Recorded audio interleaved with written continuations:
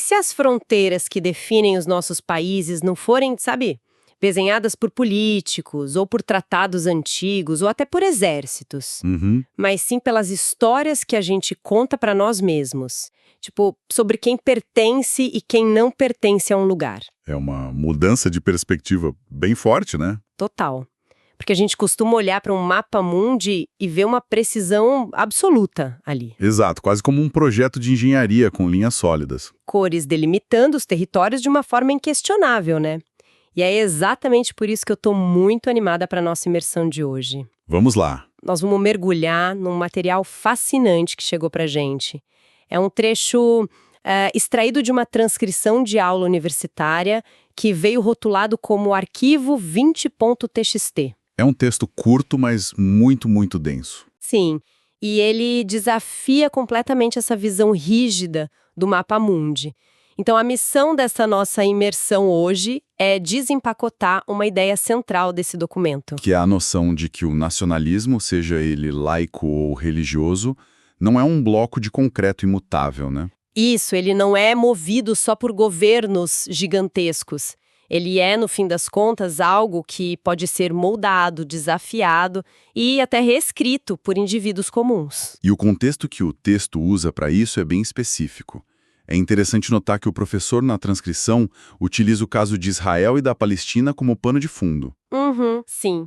E aqui a gente precisa fazer uma pausa importante. Com certeza, o nosso papel aqui é puramente investigativo.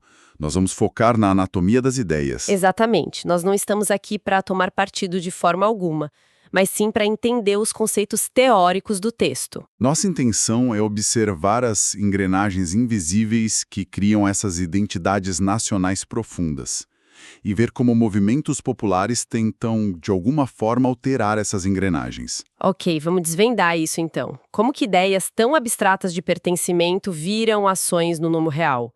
Bom, a fonte começa mencionando o trabalho de uma acadêmica chamada Atalia Omer.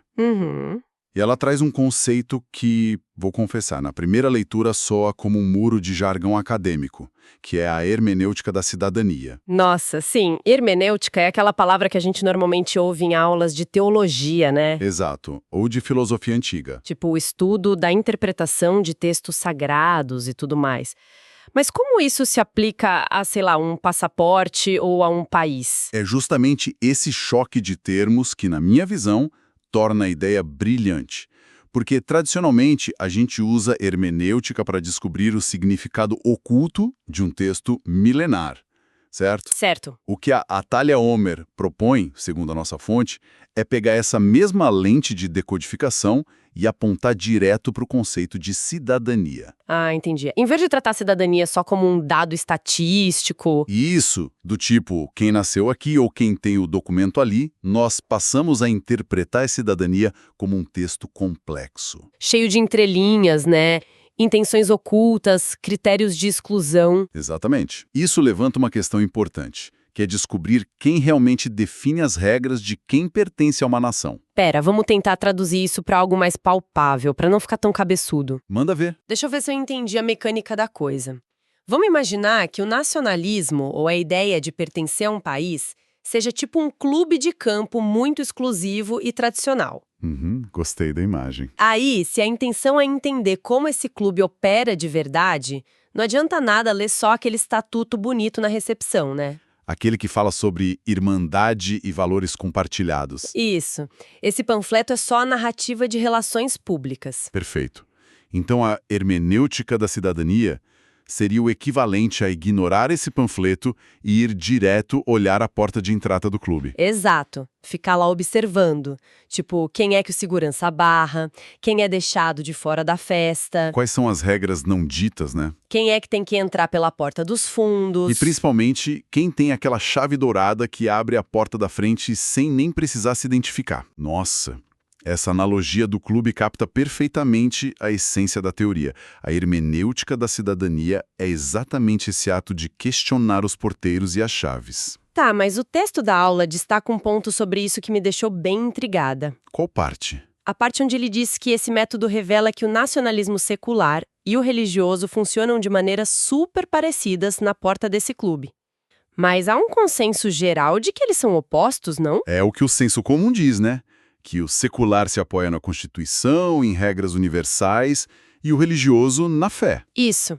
Como é que eles podem funcionar da mesma forma na porta de entrada? Porque ambos precisam criar uma fronteira muito clara entre o nós e o eles. Senão eles não sobrevivem como conceitos. Ah, claro. Eles precisam de um limite. O nacionalismo secular pode usar, sei lá, testes de idioma, o tempo de residência para definir quem ganha a tal chave dourada. Uhum. Já o religioso pode usar linhagem ancestral ou afiliação a uma crença específica.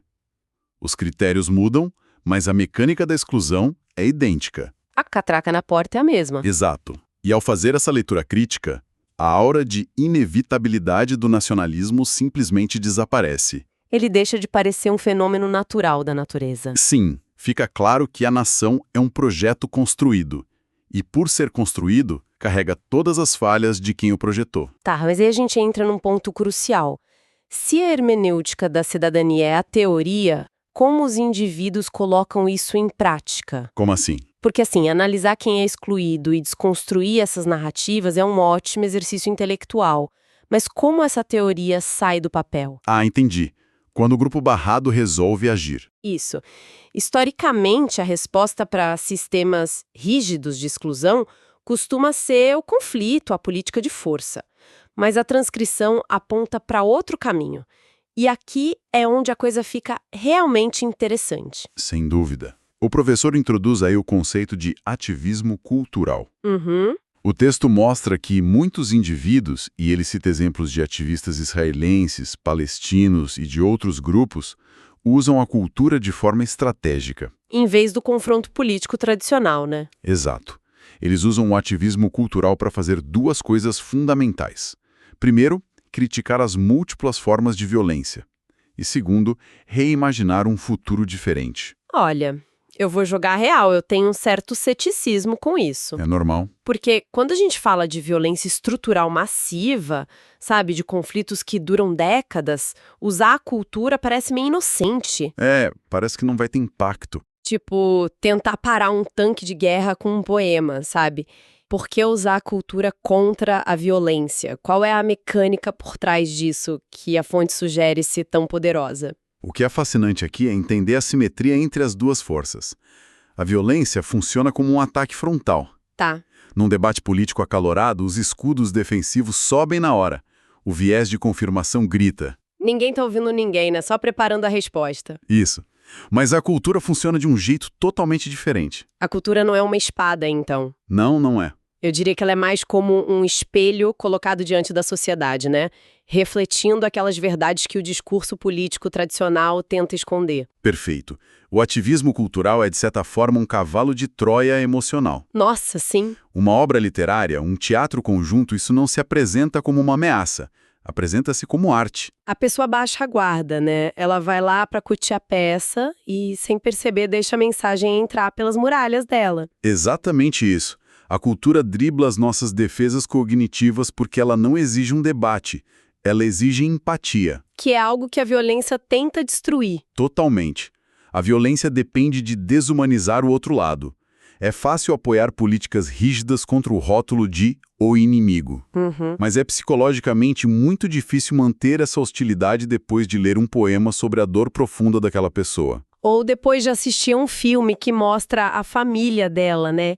O ativismo cultural devolve à humanidade que a política apagou. E mais do que apontar o erro, que é a parte da crítica, a cultura permite aquela segunda coisa, reimaginar. Porque a violência tenta destruir, enquanto o ativismo cultural tenta criar. Isso. O debate político muitas vezes é um jogo de soma zero, né?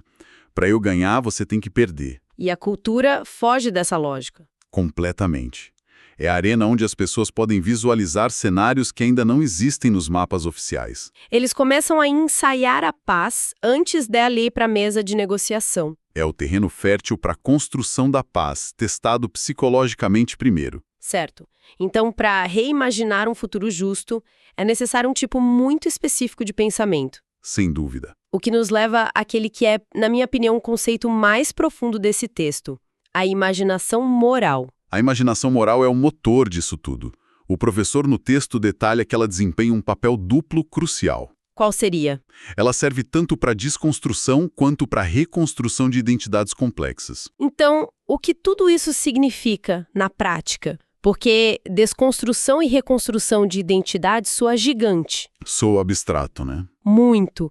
Mas se a gente pensar nessas identidades complexas, tipo as formadas pelo nacionalismo, como um quebra-cabeça enorme... Um quebra-cabeça que a gente passou a vida montando. Exato.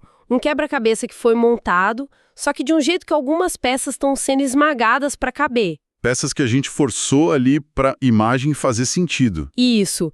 Então a imaginação moral é a capacidade não apenas de olhar e desmontar esse quebra-cabeça, que seria desconstrução, mas de visualizar uma maneira totalmente nova de encaixar essas peças, a reconstrução, para que todas tenham espaço de verdade. É uma metáfora muito boa, porque a fase de desconstrução é brutal, psicologicamente falando. Deve ser um choque. É um luto cognitivo. A pessoa usa a imaginação moral para ter a coragem de olhar para o mito do seu próprio pertencimento e admitir, olha, a minha história é baseada na exclusão de outra pessoa. Requer uma honestidade emocional absurda. Muita. E desmontar isso deixa a pessoa no escuro. Por isso a reconstrução é vital. Pegar as peças soltas e imaginar um nós mais inclusivo. Exato. E se conectarmos isso com um cenário mais amplo para quem nos escuta? Por favor, vamos trazer para o nosso dia a dia. A gente percebe que conflitos gigantescos e identidades rígidas não são blocos de concreto imutáveis. Eles são formados por narrativas humanas. E, portanto, indivíduos usando ativismo e imaginação moral têm o poder real de alterá-los. A mudança sistêmica passa pela mente do indivíduo. Exatamente. O Estado gigante é feito de milhões de pessoas aceitando ou rejeitando narrativas diariamente. Nossa, isso é poderosíssimo demais. Bom, nós fizemos uma baita jornada intelectual hoje, né? Bastante chão percorrido. Vamos fazer um resumo rápido para amarrar tudo. Nós fomos da teoria acadêmica da hermenêutica da cidadania da Thalia Umer, analisando quem fica de fora da porta do clube. Passamos pelo ativismo cultural prático, usando a cultura como um espelho e um cavalo de Troia contra a violência. E culminamos no poder psicológico e social da imaginação moral. Sim, a capacidade de desconstruir o nosso quebra-cabeça identitário e reconstruir ele de um jeito justo.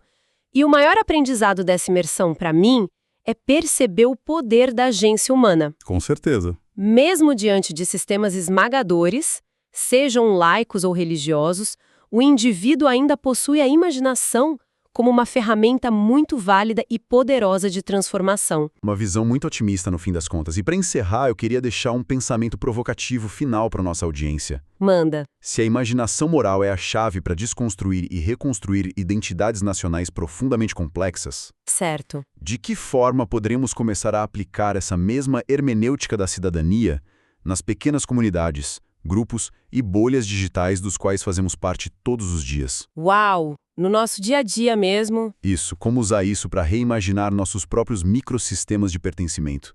Quem é que a gente está barrando na porta dos nossos próprios clubes invisíveis? Fica aí o questionamento para todo mundo refletir, desmontar o nosso próprio quebra-cabeça e ver quem a gente deixa de fora é desconfortável, mas é essencial. Sem dúvida. Eu queria agradecer demais a companhia de quem esteve do outro lado ouvindo essa nossa análise super densa, mas muito gratificante, e um agradecimento especial a quem nos enviou esse texto tão rico. Foi um prazer debater isso hoje. Até a nossa próxima imersão.